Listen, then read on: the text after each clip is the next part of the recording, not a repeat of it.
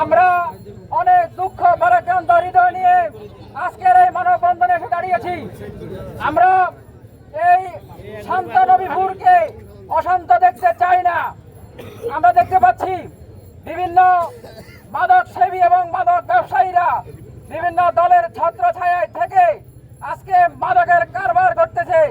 এই মাদকের ব্যবসার পাশাপাশি যখন তাদেরকে সচেতন সমাজবাসী প্রতিরোধ করতে চাচ্ছে, তারা তাদেরকে হত্যা করে তাদের এই কারবার তারা চালিয়ে যেতে চাইতেছে।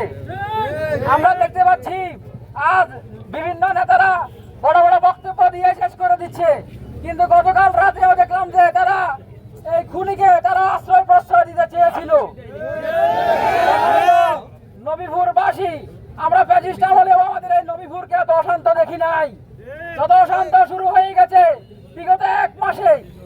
আমরা প্রশাসনের দৃষ্টি আকর্ষণ করতেছি, এই বিচার না হওয়ার কারণে আজ হাজারো আসামি বুক ফুলিয়ে তাদের অপরাধগুলো চালিয়ে যাচ্ছে। ধরা না খাওয়া পর্যন্ত তারা কোন দলের কর্মী থাকে, ধরা খাওয়ার সাথে সাথে তারা ওই দল থেকে বেরিয়ে যায় এবং নেতারাও স্বীকার করতে চায় না। আমরা এগুলা অনেকবার দেখেছি রাজনৈতিক কাভারেজ। আমরা আহ্বান জানাতে চাই, একজন সাধারণ শিক্ষার্থী হিসাবে আমি একজন শিক্ষার্থী হিসেবে বলতে চাই, এই মেধাবী একজন তরুণের প্রাণ চলে গেছে, কিন্তু নেতার তো কোনো ছেলে এরকম প্রাণ যায় নাই। নেতার ছেলেরা অনেক সেফ জোনে থাকে, কিন্তু আমাদের সর্বসাধারণের জানমালের কোনো নিরাপত্তা নেই। সেই ফাহিম সে জানেও না এখানে মাদক নিয়ে কি হচ্ছে না হচ্ছে।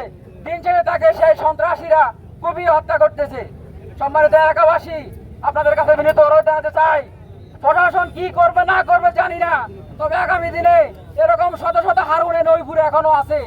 সেই শত শত হারুনকে এই যুব সমাজ কঠোরভাবে প্রতিরোধ করবে। তাদেরকে গণদোলাই দিয়ে আমরা প্রশাসনের কাছে তুলে দেবো ইনশাআল্লাহ। আমি ফাহিম হত্যার সর্বোচ্চ বিচার দাবি করতেছি।